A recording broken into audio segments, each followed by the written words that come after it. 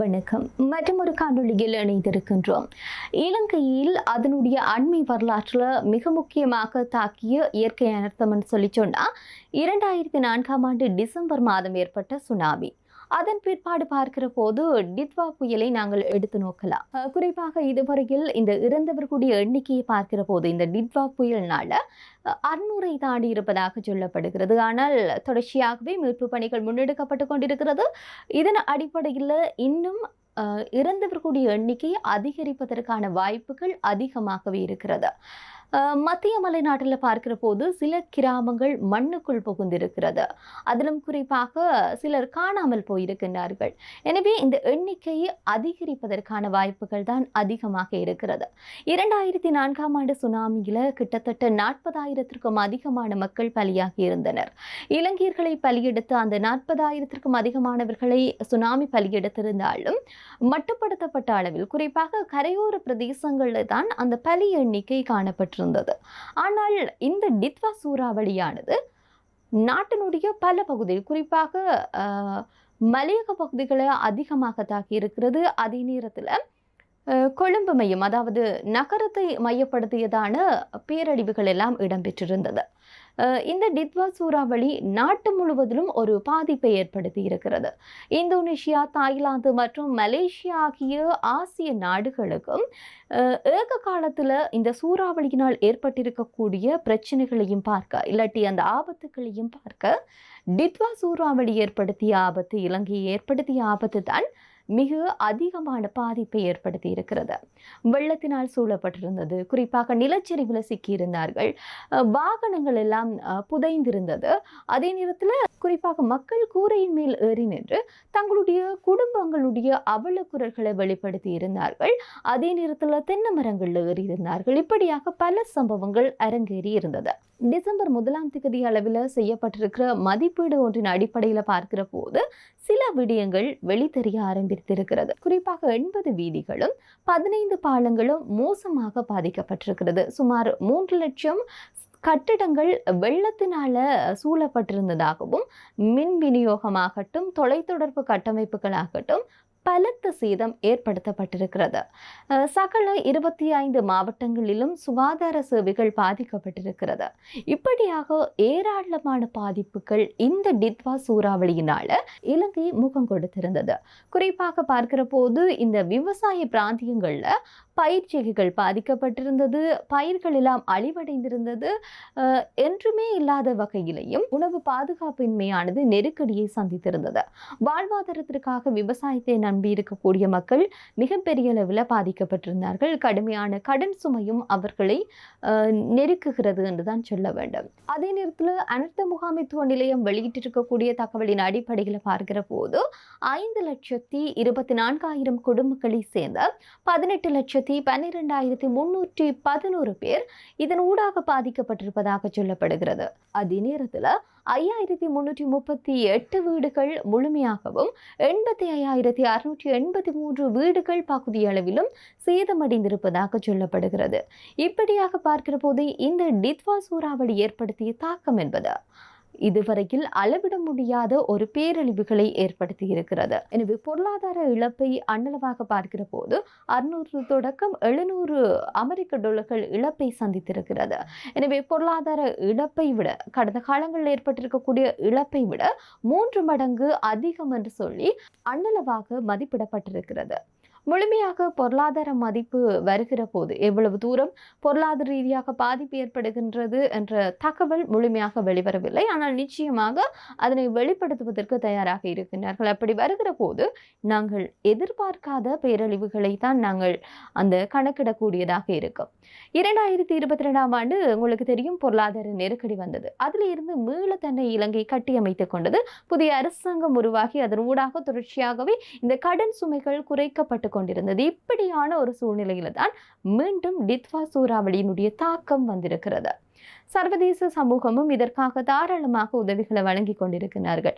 America சரி, Russia சரி, ஐரோப்பிய ஒன்றியமும் சரி, இப்படியாக அரபு நாடுகள் கூட ஆசிய நாடான இலங்கைக்கு பல்வேறுபட்ட உதவி திட்டங்களை வழங்கி கொண்டிருக்கிறது. இலங்கையினுடைய அனர்த்தங்களுக்கு குறிப்பாக இந்தியா பல்வேறுபட்ட உதவி திட்டங்களை வழங்கி கொண்டிருக்கிறது.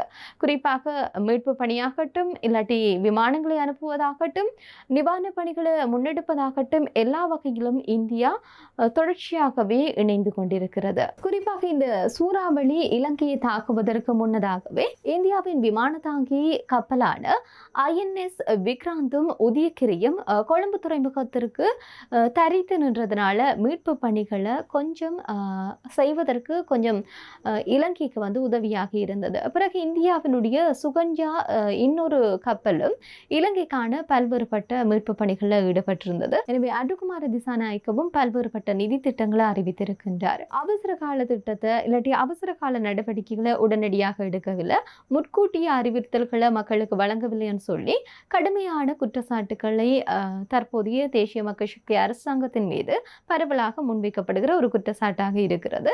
என்னன்னு சொல்லி சொன்னால், நவம்பர் மாதம் பார்க்கிற போது 12ஆம் தேதி தனியார் தொலைக்காட்சி நிகழ்ச்சி ஒன்றில் கலந்து கொண்டிருக்கக்கூடிய வளிமண்டலவியல் திணைக்களத்தினுடைய இயக்குனரான வளிமண்டலவியல் திணைக்களத்தினுடைய இயக்குனர் நாயகம் அதுல கருணாநாயக்க இலங்கை எதிர்நோக்க போகின்ற இயற்கை அனர்த்தம் குறித்து ஒரு தகவலை ஒரு எச்சரிக்கை பதிவை அந்த காணொலியில வெளிப்படுத்தி இருக்கின்றார். அந்த நேர்காணல்ல குறிப்பாக அந்த பிரத்யோகமான காலநிலை குறித்து ஆராயப்பட்ட அந்த 1.5 மணி நேர நிகழ்ச்சியில தான் அவர் இந்த விடயங்களை சொல்லி இருக்கின்றார்.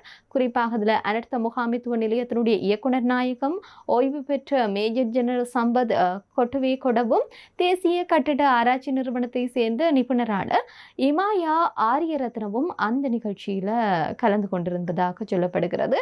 இப்படியாக இருக்கிற நிலையில இந்த எச்சரிக்கை பதிவு நவம்பர் மாதம் அளவில் வெளியாகி இருக்கிறது.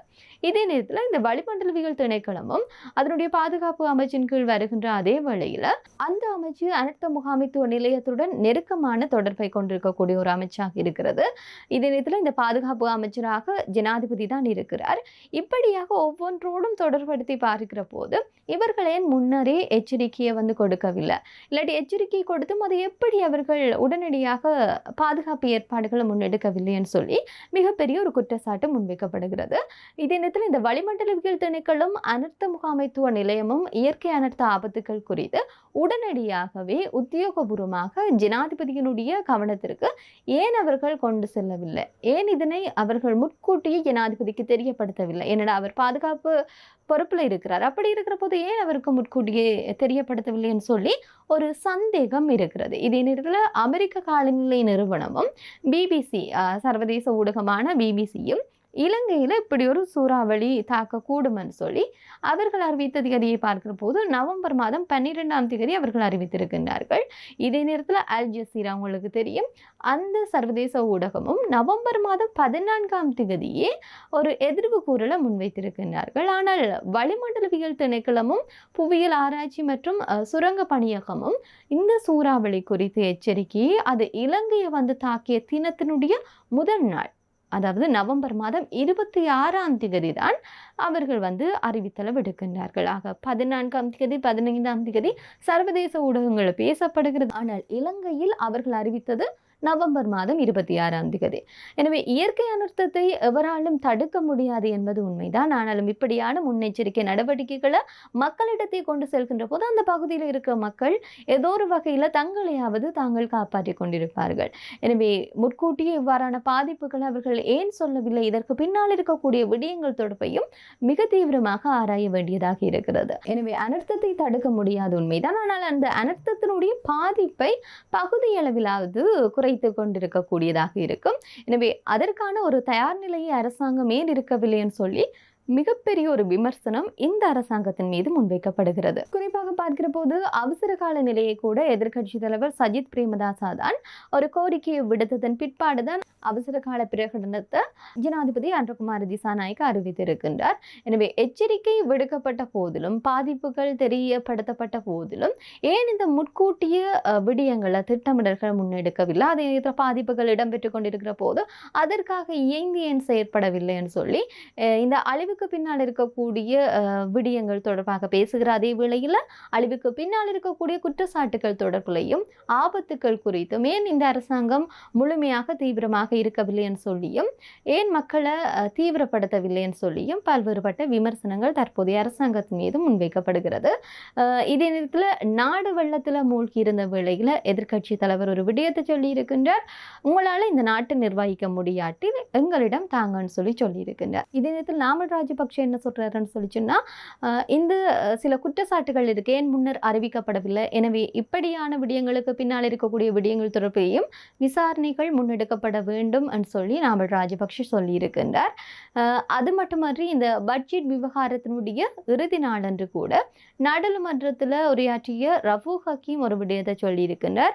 முன்னாள் ஜனாதிபதிகளை அழைத்து வாருங்கள், அவர்களுடன் ஆலோசனை கேளுங்கள், இந்த அனர்த்தத்தில் இருந்து நாட்டை எப்படி மீள கட்டி அமைப்பது என்பது தொடர்பாக அவர்களிடம் ஆலோசனை கேட்டு நீங்கள் செயல்படுத்துங்கள் என்று சொல்லி தேசிய மக்கள் சக்திக்கு ஒரு ஆலோசனை கூட ரஃபூக் ஹக்கீம் வெளிப்படுத்தி இருந்தார். இதில் பார்க்கிறது இன்னும் ஒரு விசித்திரமான விடயம் என்னன்னு சொல்லி சொன்னால், முன்னாள் ஜனாதிபதிகள் எவ்வாறான முன்னேற்றகரமான பாதையில் இந்த இலங்கையை கொண்டு சேர்த்தார்கள் என்பதுதான் இங்கு இருக்கக்கூடிய மிகப்பெரிய ஒரு கேள்வி.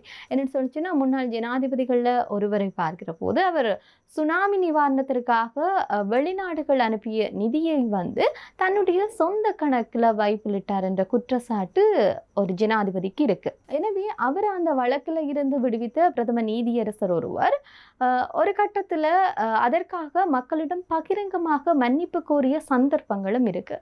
இப்படி இருக்கிற போதும் ஏனைய ஜனாதிபதிகளை நான் கூறுகின்றேன், அதாவது இன்னொரு ஜனாதிபதியை பார்த்தோம்னு சொல்லி சொன்னா, அவர் முற்கூட்டியே ஒரு தகவல் கிடைத்திருக்கிறது, ஈஸ்டர் குண்டு தாக்குதல் இடம்பெற போகிறதுன்னு சொல்லி முற்கூட்டியே ஒரு தகவல் கிடைத்திருக்கிறது. ஆனால் அந்த தகவலை அவர் வெளிப்படுத்தவில்லை. குறிப்பாக அந்த பாதிக்கப்பட்ட மக்களுக்கு நீதிமன்றத்தினூடாக வழக்கு தொடரப்பட்டு பாதிக்கப்பட்ட மக்களுக்காக கிட்டத்தட்ட 10 கோடி ரூபாயை செலுத்திய பின் தான் அவர் வெளியில வந்தார். இப்படியாக பல விடயங்கள் இடம்பெற்றிருக்கிறது. இதே நேரத்தில் இன்னும் ஒரு ஜனாதிபதியை பார்த்தோம்னு சொல்லி சொன்னா, அவருடைய அந்த தவறான ஆட்சிகள் தான் அதற்கு எதிராக மக்கள் போராட்டங்களை முன்னெடுத்து அவரையே நாட்டை விட்டு விரட்டி அடித்தது போன்றுதான் ஒரு சம்பவம் பதிவாகி இருந்தது. இதே நேரத்தில் மற்றொரு ஜனாதிபதியை பார்க்கிற போது இப்படியான அனர்த்தங்கள் இடம்பெறுகிற போது சில முன்னெச்சரிக்கை நடவடிக்கைகளை முன்னெடுத்து மக்களை பாதுகாத்திருக்கக்கூடிய ஒரு தலைவராக அவர் இருந்ததில்லை. இப்படியாக இந்த லட்சணத்தில் எப்படியாக முன்னாள் ஜனாதிபதிகளை கூப்பிடுங்கள், அவர்களுடைய ஆலோசனையை கேட்டு செயற்படுங்கள் என்று சொல்லி ரஃபூக் ஹக்கீம் அப்படி கேட்கிறாருன்னு சொல்லி தெரியவில்லை என்பதுதான் மிகப்பெரிய ஒரு விமர்சனமாகவும் இருக்கிறது. இப்படி எல்லாவற்றையும் நாங்கள் தொகுத்து பார்க்கிற போது தற்போதைய அரசாங்கம் ஏதோ ஒரு வகையில் செய்து கொண்டிருக்கிறது, அவர்கள் மீதான விமர்சனங்களும் இருக்கிறது. ஆனால் எதிர்க்கட்சிகள் எல்லாம் கூறுவதை போன்று முன்னைய அரசாங்கத்தை கூட்டிக் கொண்டு அவர்களுடன் ஆலோசனை கேட்பதற்கு எந்த விதமான அவர்களுடைய ஆட்சி காலத்தில் அவர்கள் எந்த விதமான முன்னேற்பாடான விடயங்களையும் செய்யவில்லை. நான் இப்போது கூறியதற்கு ஒருபடி மேலாக சென்று முன்னாள் ஜனாதிபதியான ரணில் விக்ரமசிங்க வெள்ளப்பெருக்கை தடுப்பதற்கு ஜனாதிபதி, பிரதமர் மற்றும் அமைச்சரவை தவறியது இந்த அரசியலமைப்பை மீறிய செயல் சொல்லி குற்றச்சாட்டி அவர்களுக்கு எதிராக உயர் நீதிமன்றத்தில் ஒரு வழக்கு தொடக்க முடியும்னு சொல்லி முன்னாள் ஜனாதிபதி ரணில் விக்ரமசிங்க கூறியிருக்கிறார். இந்த ஒரு விடயம்தான் இதற்கு எல்லாம் ஒரு படி மேலே நிற்கிறது. எனவே உயிர் வாழ்வதற்கான ஒரு மக்களுடைய உரிமைகளுக்கான உத்தரவாதம் செய்யும் அரசியலமைப்பை அவர்கள் மீறியதாக ரணில் விக்ரமசிங்க கூறியிருக்கின்றார். ஆனால் இங்கே இன்னும் ஒரு விடயத்தை கவனிக்க வேண்டும். அதாவது அடிப்படையில் பார்க்கிற போது ஜனாதிபதி எந்த விதத்திலையும் அவருக்கு எதிரான ஒரு வழக்கு தொடர முடியாது என்பதுதான் அரசியலமைப்பில் இருக்கக்கூடிய விடயம். அது ரணில் விக்ரமசிங்கவிற்கே நன்கு தெரியக்கூடிய ஒரு விடயமாக இருக்கிறது. குறிப்பாக ஜனாதிபதி எவரையும் உயர்நீதிமன்றத்தின் முன் நிறுத்த முடியாது என்பதுதான் இங்கே மிக முக்கியமான ஒரு விடயமாக இருக்கிறது.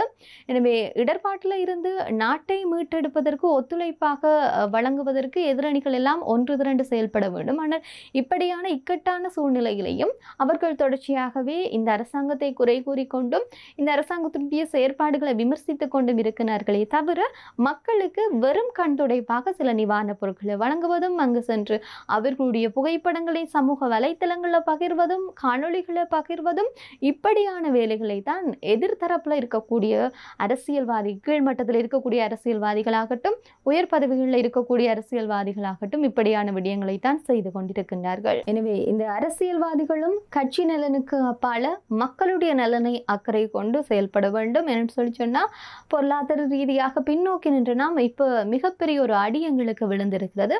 உண்மையிலேயே இந்த கணக்கிடப்படக்கூடிய விடயங்களை பார்க்கிற போது இன்னும் அதிகப்படியான இழப்பீடுகளை தான் நாடு சந்தித்திருக்கும். அதே நேரத்தில் நாங்கள் எதிர்பார்க்க முடியாத அளவுக்கான மிகப்பெரிய இழப்புகள் எல்லாம் இடம்பெற்றிருக்கிறது என்பது இனி எதிர்வரும் காலங்களில் வெளிப்படுத்தப்படுகின்ற அரசாங்கத்தினுடைய அறிக்கைகள் ஊடாகத்தான் எங்களுக்கு அது வெளியே தெரிய வரும். எனவே இப்படியான ரீதியில் சர்வதேச சமூகம் ஒத்துழைப்பு வழங்கி கொண்டிருக்கிறது.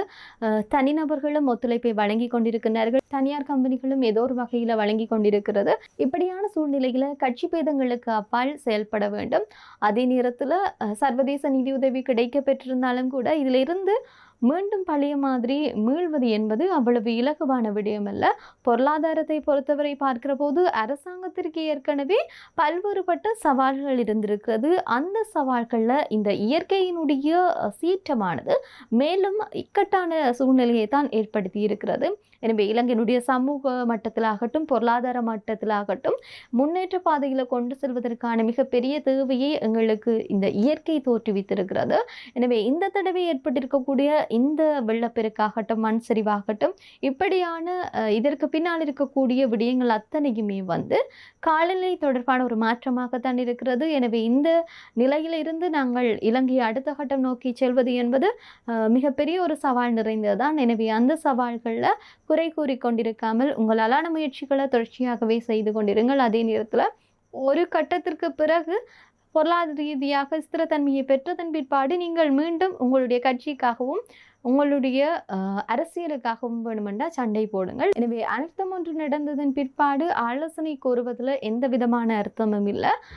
அது அழிவை நோக்கித்தான் கொண்டு செல்லும். எனவே ஆக்ரோஷமான சில விடயங்கள் எல்லாம் எதிர்கட்சியிலிருந்து பேசப்படுகிறது. இதனை விடுத்து அறிவுபூர்வமாகவும் நியாயபூர்வமானதும் சில மக்களுக்கு சார்ந்த விதத்திலையும் கட்சி பேதங்கள் இன்றியும் முன்மாதிரியான நடவடிக்கைகளை முன்னெடுக்க வேண்டும். இதனூடாகத்தான் இந்த இலங்கையினுடைய பொருளாதார நிலையை மேம்பட்ட நிலைக்கு கொண்டு செல்லலாம். இது அவ்வளவு சீக்கிரமாக மாறிவிடக்கூடிய ஒரு விடயமல்ல. அவ்வளவு பேரழிவுகளை இந்த டிட்வா சூறாவளியினூடாக மக்கள் சந்தித்திருக்கின்றார்கள். எனவே தொடர்ச்சியாகவே உங்களுடைய கட்சிகளுக்கு அப்பால் மக்களுடைய நலனில் அக்கறை கொண்டு செயல்படுங்கள் என்பதையும் சாதாரண ஒரு குடிமகனாக பதிவு செய்து கொள்ளக்கூடிய ஒரு விடயமாகத்தான் இருக்கிறது. தொடர்ச்சியாகவே இணைந்திருங்கள். மேலும் பல விடயங்கள் தொடர்பாகவும் பேசுவோம். மற்றும் ஒரு காணொளியில் சந்திக்கின்றேன். நன்றி.